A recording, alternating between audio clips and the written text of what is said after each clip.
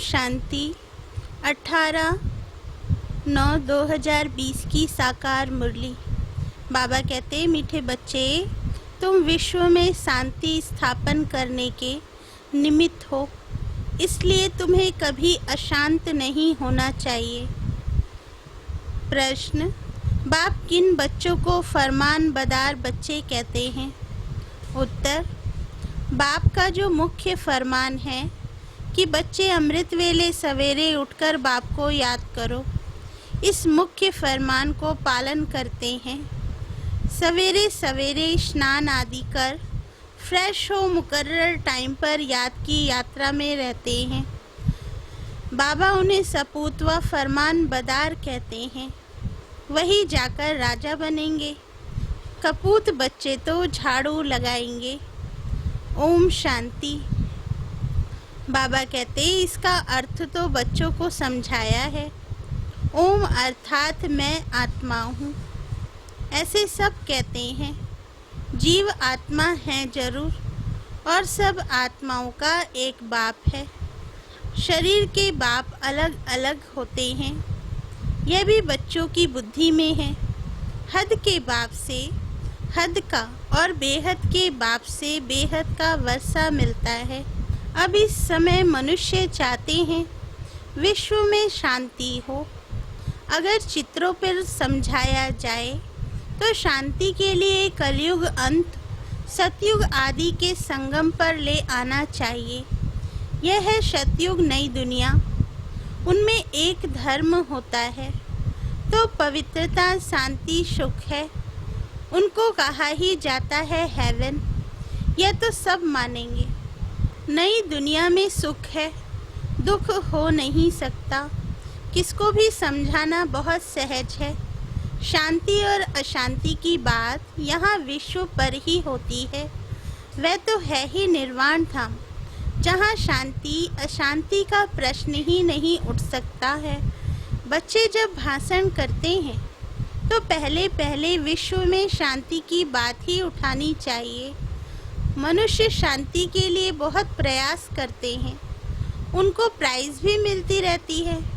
वास्तव में इसमें दौड़ा दौड़ी करने की बात है नहीं। बाप कहते हैं सिर्फ अपने स्वधर्म में टिको तो विक्रम विनाश हो जाएंगे। स्वधर्म में टिकेंगे तो शांति हो जाएगी। तुम हो ही एवर शांत बाप के बच्चे। यह वर्षा उनसे मिलता है, उनको कोई मोक्ष नहीं कहेंगे। मोक्ष तो भगवान को भी नहीं मिल सकता। भगवान को भी पाठ में जरूर आना है। कहते हैं कल्प कल्प कल्प के संगम युगे में आता हूँ। तो भगवान को भी मोक्ष नहीं तो बच्चे फिर मोक्ष को कैसे पा सकते हैं? ये बातें सारा दिन विचार सागर मंथन करने की हैं। बाप तो तुम बच्चों को ही समझाते हैं। तुम बच्चों को समझाने की प्रैक्टिस जास्ती है।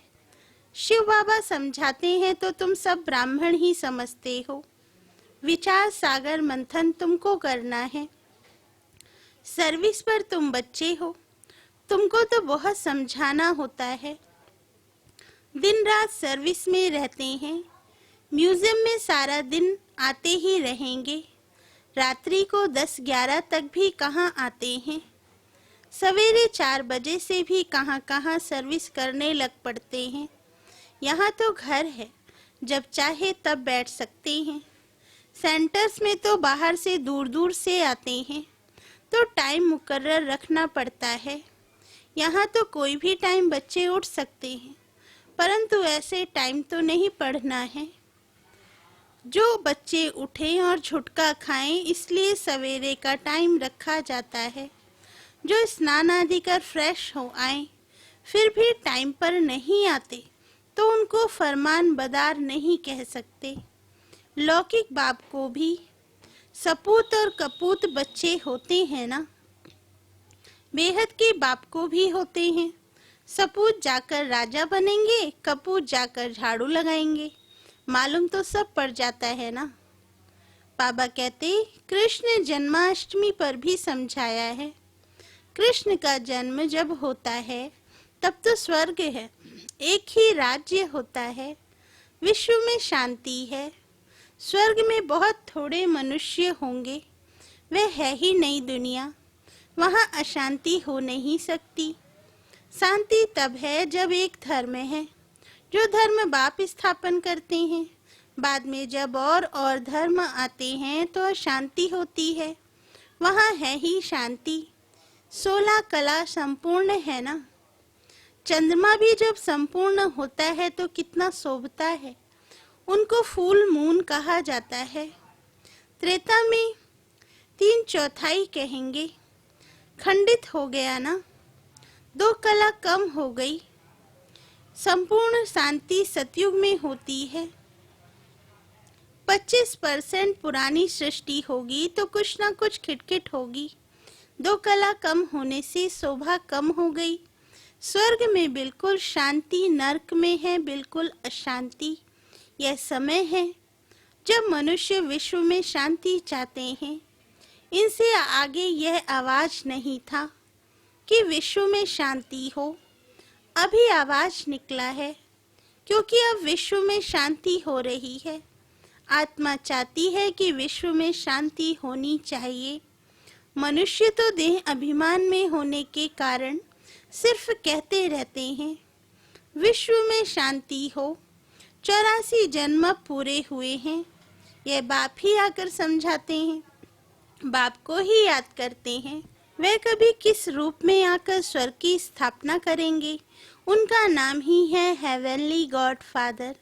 यह किसको भी पता नहीं है। हेवन कैसे रचते हैं, श्री कृष्ण तो रच ना सके, उनको कहा जाता है देवता। मनुष्य देवताओं को नमन करते हैं, उनमें दैवी गुण है, इसलिए देवता कहा जाता है। अच्छे गुण वाले को कहते हैं ना, यह तो जैसे देवता है। लड़ने झगड़ने वाले को कहेंगे यह तो जैसे असुर है। बच्चे जानते हैं हम बेहद के बाप के सामने बैठे हैं, तो बच्चों की चलन कितनी अच्छी होनी चाहिए। अज्ञान काल में भी बाप का देखा हुआ है। 6-7 कुटुंब इकट्ठे रहते हैं, एकदम श्रीखंड हो चलते हैं।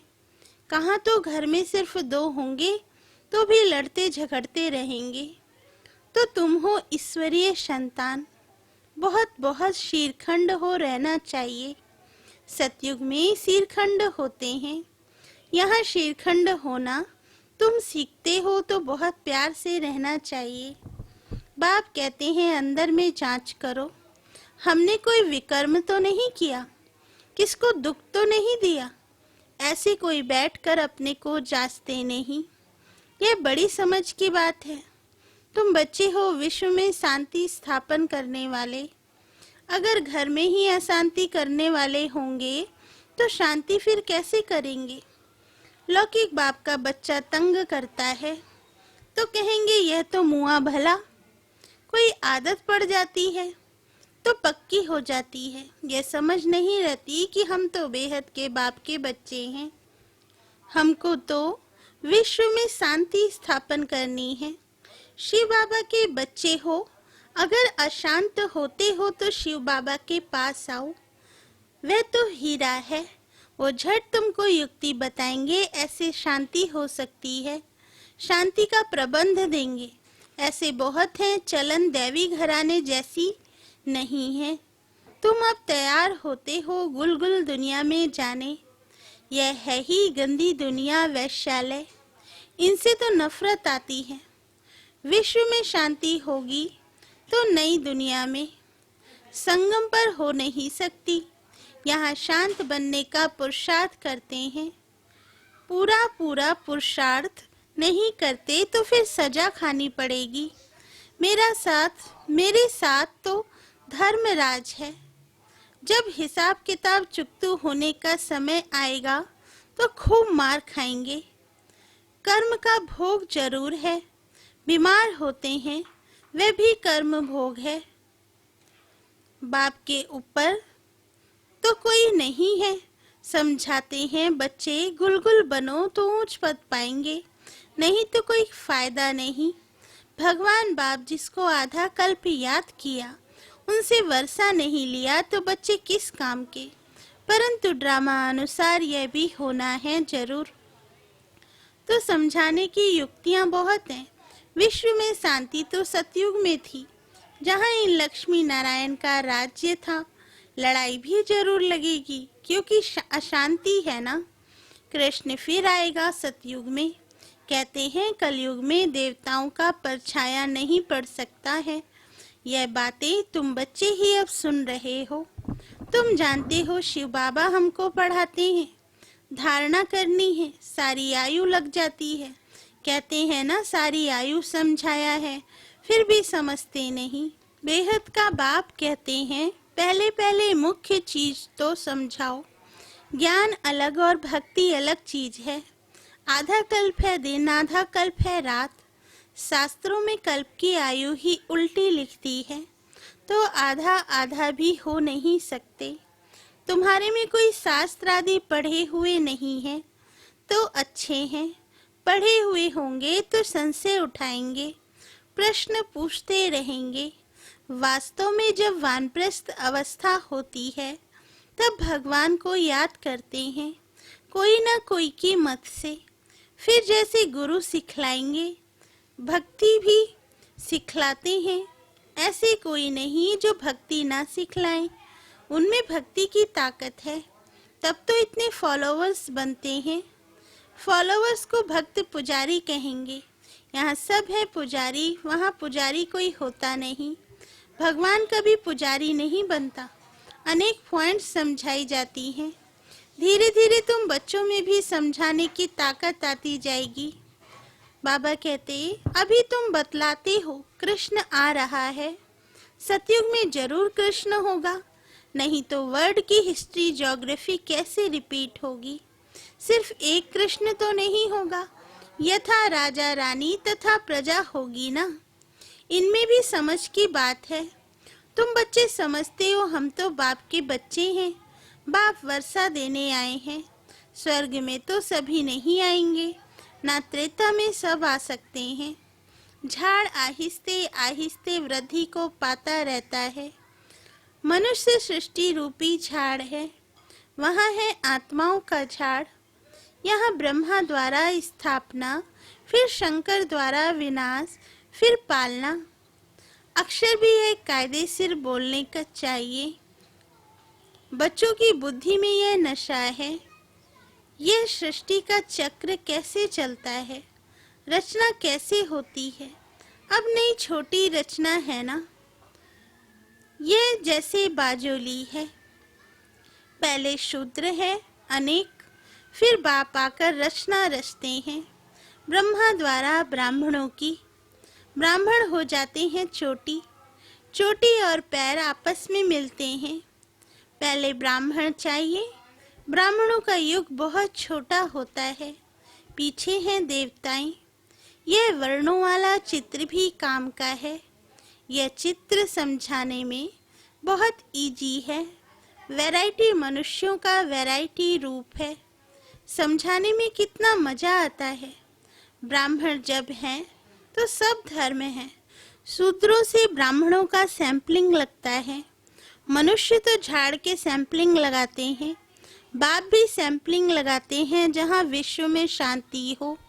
अच्छा, मीठे मीठे सिकील दे बच्चों प्रति माता पिता बाप दादा का याद प्यार और गुड मॉर्निंग। रूहानी बाप की रूहानी बच्चों को नमस्ते। धारणा के लिए मुख्य सार। फर्स्ट पॉइंट, सदा स्मृति रखनी है कि हम हैं ईश्वरीय संतान। हमें सिरखंड होकर रहना है, किसी को भी दुख नहीं देना है। सेकंड पॉइंट, अंदर में अपनी जांच करनी है कि हमसे कोई विकर्म तो नहीं होता है। अशांत होने तथा अशांति फैलाने की आदत तो नहीं है। वरदान, एक बाप दूसरा न कोई। इस स्मृति से बंधन मुक्त योग युक्त भव। वरदान का सार, अब घर जाने का समय है, इसलिए बंधन मुक्त और योग युक्त बनो। बंधन मुक्त अर्थात लूज रेस्ट टाइट नहीं। ऑर्डर मिला और सेकंड में गया, ऐसे बंधन मुक्त योग युक्त स्थिति का वरदान प्राप्त करने लिए सदा यह वायदा स्मृति में रहे कि एक बाप दूसरा न कोई, क्योंकि घर जाने के लिए व सतयुगी राज्य में आने के लिए इस पुराने शरीर को छोड़ना पड़ेगा। तो चेक करो ऐसे एवर रेडी बने हैं या अभी तक कुछ रस्सियां बंधी हुई हैं। ये पुराना चोला टाइट तो नहीं है। स्लोगन: व्यर्थ संकल्प रूपी एक्स्ट्रा भोजन नहीं करो तो मोटेपन की बीमारियों से बच जाएंगे। अच्छा, ओम शांति।